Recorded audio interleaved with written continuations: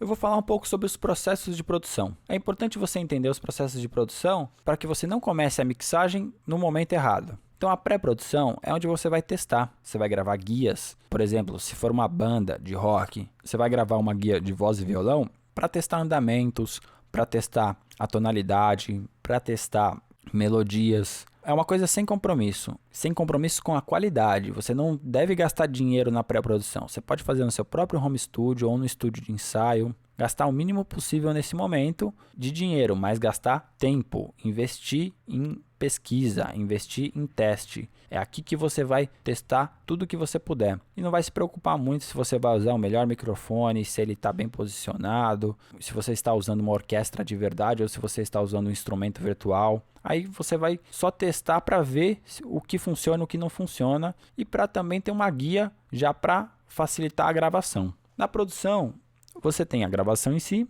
Depois que você gravou tudo, de preferência com o metrônomo, na grande maioria dos estilos, existem estilos que você não precisa de metrônomo, até é melhor sem metrônomo.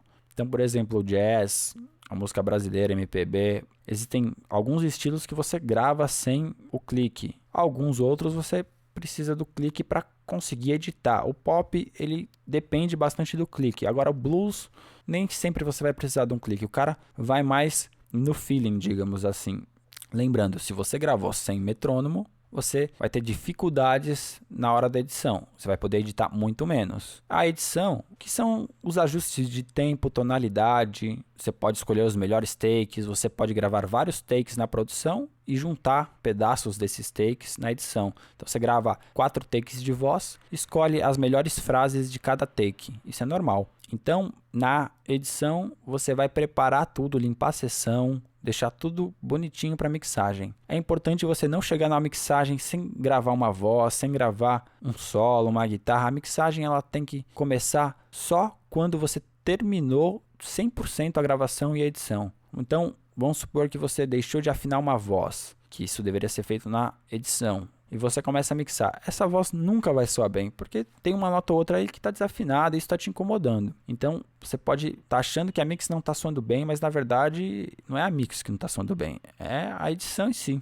a execução que não está boa. Então, se você não está pensando em editar, você vai ter que gravar um take muito bom. De qualquer forma, na edição você vai limpar os ruídos, você vai organizar já um pouco a sessão para chegar na mixagem sem precisar voltar e ficar editando uma bateria ou editando uma voz que deveria ter sido feita antes. A masterização ou pré-masterização é um conceito também muito distorcido por aí. Muita gente acha que a masterização vai dar o som do disco, vai dar o som da música em si. Não, a masterização, na verdade, você está adequando uma mídia a outra, a mídia de gravação à mídia de consumo. No caso, a mídia de gravação hoje em dia é o HD, é o computador, e a mídia de consumo, no caso, é o MP3, o CD. Essas mídias, elas são diferentes, elas têm limitações diferentes. A gravação, quando você grava numa qualidade muito maior, muito mais faixa dinâmica, com muito mais faixa de frequências, e depois você provavelmente vai ter que cortar um pouco isso. Masterização, como eu já comentei um pouco antes, é você adequar a mídia de gravação à mídia de consumo. Antigamente, quando você gravava em fita, a fita ela tem muito mais faixa dinâmica e extensão de frequência do que o vinil. Então o masterizador era o cara que cortava essa dinâmica e essa extensão de frequências de forma a não soar muito diferente do que o produtor mixador imaginou. Porque é lógico, quando ele fez a mixagem na fita, naquele estúdio onde ele tinha ótimas caixas de som, onde ele tinha uma faixa dinâmica muito maior, uma faixa de frequência muito maior, depois quando vai para o vinil não consegue captar tudo isso. Então ele conseguia resolver um pouco esse problema. Ele conseguia, sem maiores prejuízos, porque o mixador imaginou, cortar um pouco dos graves, um pouco dos agudos e colocar isso no vinil. Hoje em dia deveria ser a mesma coisa também, mas muita gente acha que masterização conserta a mixagem mal feita. É lógico que um bom masterizador consegue resolver alguns problemas que poderiam ser resolvidos na mixagem, mas nem todos. O ideal é que você já chegue na masterização com uma mix bem feita. A masterização não pode ser concerto de mix mal feito. É também a checagem final do balanço, equilíbrio e espectro de frequência da mixagem em salas e equipamentos de alta qualidade, em busca de problemas não identificados na mix. Então, muitas vezes, você não tem uma sala de alta qualidade, você não tem as melhores caixas, você não tem várias caixas diferentes para poder checar se está soando exatamente como você imaginou. Se não tem nenhuma sobra de grave, nenhuma falta de médium. O masterizador é um cara que só faz isso. Então, ele consegue identificar uma sobra de grave, que pode ser um problema da sua sala, e resolver esse problema na masterização. Lembra da impressão de característica sônica que a gente falou?